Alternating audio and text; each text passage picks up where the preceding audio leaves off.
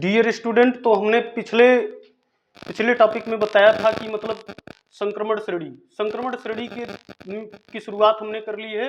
प्रथम संक्रमण श्रेणी या 3D संक्रमण श्रेणी, इसके बारे में हम आज पढ़ते हैं। ये बोर्ड के एग्जाम के दृष्टिकोण से बेटा VVI है, इसको हम नोट कर देते हैं, यहाँ VVI नोट कर देते हैं। ये 2024 के एग्जामिनेशन में आएगा। 24 के एग्जामिनेशन में यहाँ पूछ देगा कि प्रथम संक्रमण श्रेणी या 3D संक्रमण श्रेणी किसे कहते हैं। तो इनकी देखिए यहाँ पे हमने परिभाषा भी लिखा है, परिभाषा लिख दिया यहाँ पे बच्चों।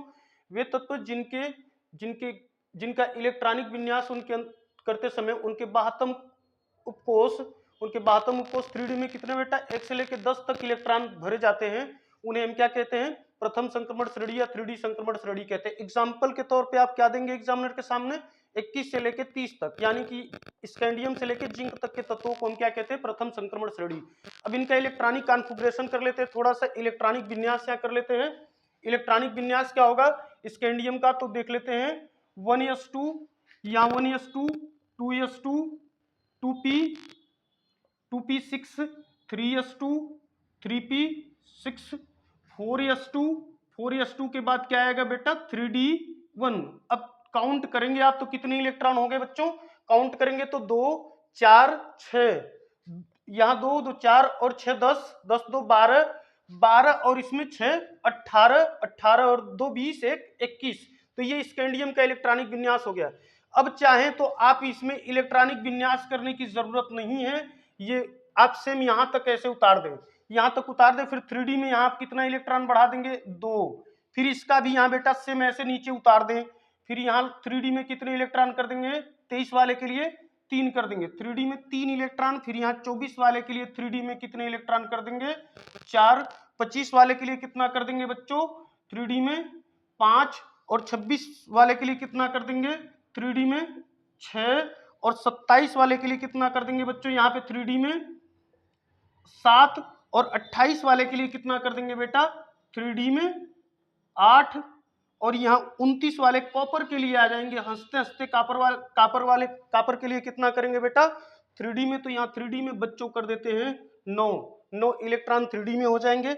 और जिंक वाले के लिए क्या कर देंगे, लास्ट में आएंगे आप यहाँ 3D में कर देंगे 10 इलेक्ट्रॉन हो गए।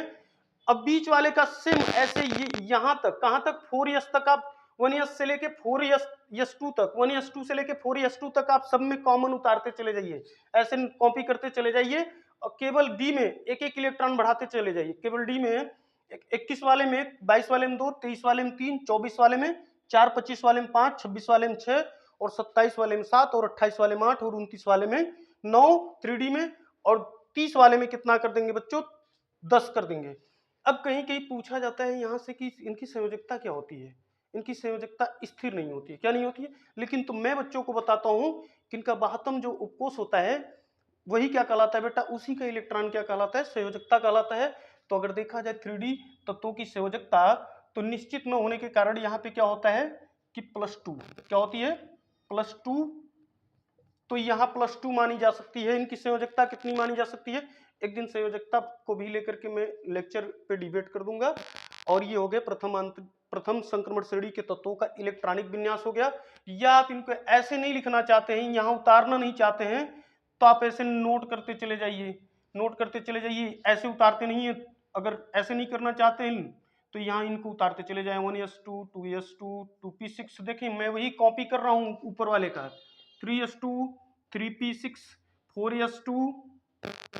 4s2 के बाद क्या आ गया बेटा 3D में 2 आ गए। फिर इसका भी हम कॉपी करते हुए चलते हैं, 1s2 2s2 2p6 3s2 के बाद 3p6 के बाद 4s2 के बाद क्या आ गया बेटा 3D में 3 आ गए, 3 इलेक्ट्रॉन। फिर यहाँ 24 वाले में भी हम वही कॉपी करते हुए चल रहे हैं, 1s2 2s2 2p6। समझ में आ रहा है कि नहीं आ रहा है आप लोगों के, कमेंट करके जरूर बताना बच्चों, समझ में आ रहा है कि नहीं आ रहा है।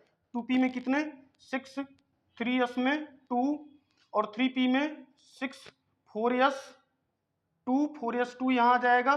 फिर 3D में कितने आ गए 4, फिर यहाँ पे भी वही उतार लेते हैं, यही से हम उतारते हुए चले जाते हैं। तो आपसे अगर कहता है कि इलेक्ट्रॉनिक विन्यास करने के लिए कहता है, एग्जामिनर कहता है कि इनका इलेक्ट्रॉनिक विन्यास करके दे, तो कितनी सरलता से इलेक्ट्रॉनिक विन्यास हो गया कि नहीं हो गया। 1 से 30 तक, सॉरी 21 से लेकर 30 तक के तत्वों का इलेक्ट्रॉनिक विन्यास करना भी बहुत ईजी होता है। तो यहाँ इनका भी सेम वही कर लेते, 25 वाले का भी 1s2 2s2 2p6 3s2 3p6 4s2 और यहाँ क्या आ गया बेटा 3d5 5 इलेक्ट्रॉन हो गए। ये इसको यस मत समझ लेना, ये 5 है, 5 हो गया। यहाँ पे फेरस वाले में कितना कर लेंगे बेटा, फेरस वाले में भी यहाँ कॉपी करते हुए चलते हैं 1s2 2s2 2p6 3s2 3p6 4s2 के बाद 3d आ गया। फिर यहाँ 27 वाले में आते हैं, 27 वाले में भी हम ऐसे ही कर लेते हैं 1s2 2s2 2p6 3s2 3p6 4s2 के बाद क्या आ गया 3d7। फिर इसमें भी वही कर लेते हैं बच्चों, इसमें भी वही कर लेते हैं 1s2 2s2 2s2 2p6 3s2 3p6 4s2 के बाद 3d में 8 इलेक्ट्रॉन हो गए। फिर यहाँ भी हम कर लेते हैं वही, कॉपी करते हुए चलते, कॉपी करते हुए उतारते हुए यहाँ चलते हैं, यहाँ उतारते हुए हम चलते हैं सबके सब तत्वों का, पूरे तत्वों का इलेक्ट्रॉनिक विन्यास एक दृष्टिकोण में आप देख लेंगे प्रथम संक्रमण श्रेणी के तत्वों का।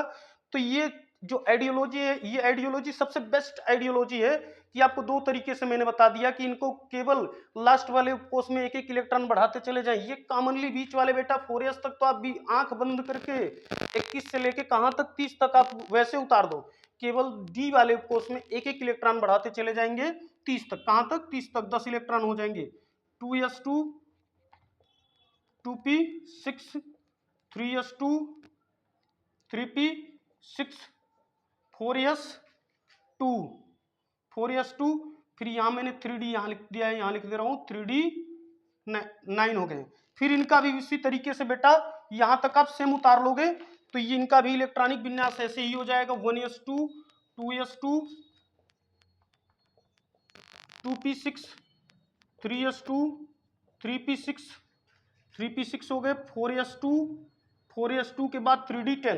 तो इनका इलेक्ट्रॉनिक विन्यास हो गया कि नहीं हो गया। तो ये आज का ये बेटा लेक्चर रहा है। और चैनल को सब्सक्राइब और लाइक और सब्सक्राइब करना ना भूलें और कमेंट करके ये जरूर बताएं कि मेरा वीडियो कैसा लगा। अगर नहीं समझ में आता है तो भी कमेंट करें, अगर कहीं भी कोई दिक्कत होती है तो कमेंट करके बताएं, फिर से मैं उस टॉपिक को रिवीजन कर दूंगा। धन्यवाद।